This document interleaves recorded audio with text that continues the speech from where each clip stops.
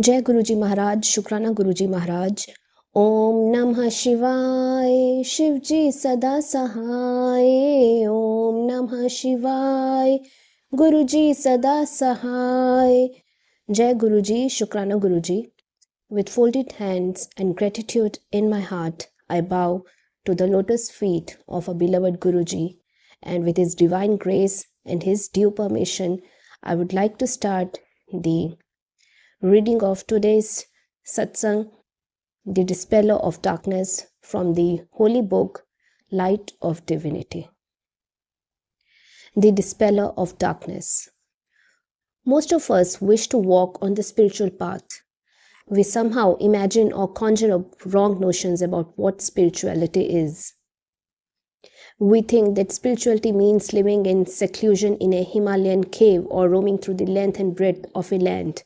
We are blissfully ignorant that no spiritual knowledge can be attained unless and until we surrender our ego at the lotus feet of a guru, who alone can lift us from the quagmire of our materialistic environment onto the spiritual path. The word guru means dispeller of darkness. We are submerged in a tunnel of ignorance and darkness, and only a guru can pull us out. The guru is God. A word from him is a word from God. He need not teach anything. Even his presence is elevating, inspiring, and stirring. Just his company provides self-illumination. Living in his company is spiritual education. Our holy scriptures are flooded with examples of the Guru-Chela relationship. Our gods, whom we worship today, had at some time or the other sought the assistance of a guru when they adopted a mortal form. Lord Krishna sat at the feet of his guru Sandeepni. Lord Rama had Guru Vasishtha, who gave him Upadesha, spiritual counsel. Lord Jesus sought John for his baptismal on the banks of river Jordan. Even Devas, celestial beings, have Brihaspati as their guru. We are very fortunate that in our quest for a guru, we have been blessed with Guruji, who is divinity personified and is omnipotent, omnipresent and omniscient, a shower of blessings.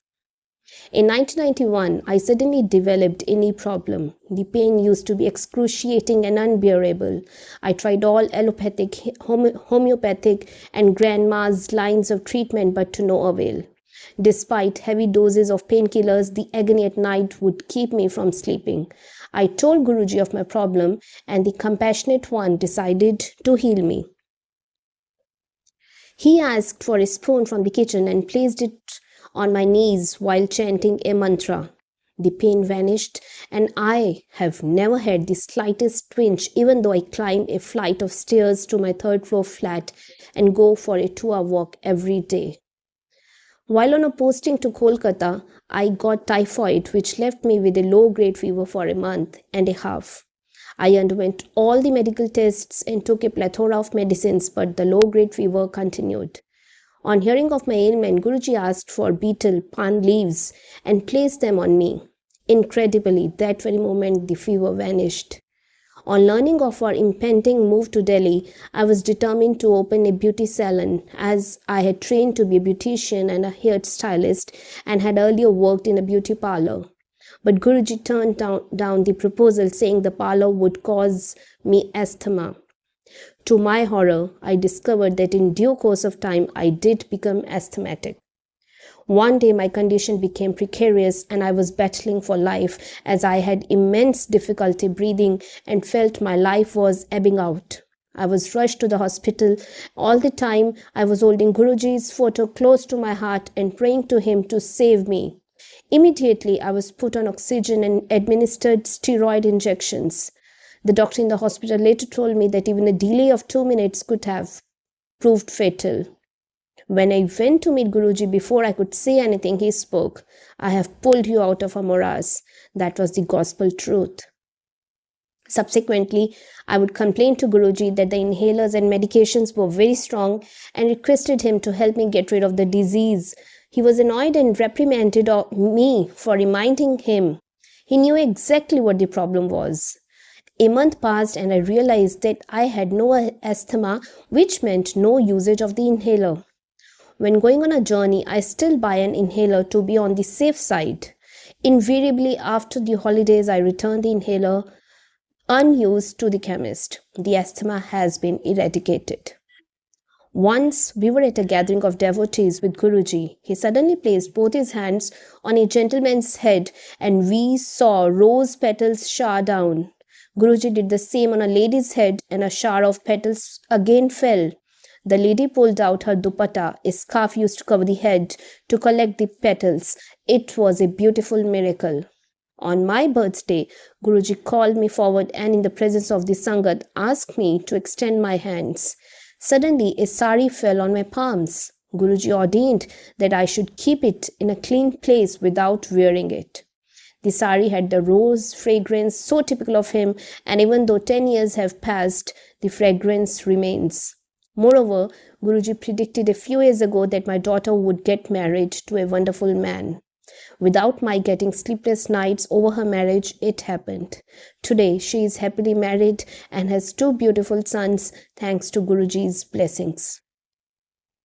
Guruji showers his blessings in the form of prasad. I have on numerous occasions seen him create a prasad of pure ghee clarified butter. Once, in a similar fashion, he gave kada prasad to a devotee, and many times we have beheld laddus, sweets emerging from nowhere but full of his fragrance. My earnest advice to everyone is, do not dig shallow wells here and there for getting water. The pits will dry up soon. Dig a very deep pit in one place. Centralize all your efforts here. You will get good water that will supply you throughout your life. Try to imbibe spiritual teachings thoroughly from one preceptor alone. Drink deep of the wisdom of one man.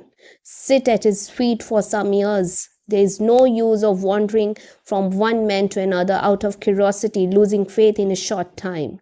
Follow the instructions of one guru only. If you go to several people and follow the instructions of many persons, you will be bewildered. You will be in a dilemma. Remember, from one doctor you get a prescription. From 2 doctors you get a consultation. From 3 doctors you get a recipe for your cremation. One guru will tell you to do Hanuman's japa. Another will tell you to do the japa of Sri Rama. A third will tell you to do puja every day. You will be puzzled. Stick to one guru and follow his instructions. Listen to all but follow one. Respect all but adore one. Gather knowledge from all but adopt the teachings of one master. Then you will gain rapid spiritual progress. Satsang of Anita Verma. So with this, first and foremost, I would like to ask forgiveness from a Guruji if there was any mistake in the narration of this beautiful divine satsang. And I would also like to seek forgiveness from all of you for the same. See you all in the reading of next chapter and next divine satsang from the holy book Light of Divinity. Jai Guruji, Shukrana Guruji. Thank you Guruji. Thank you each and every one of you.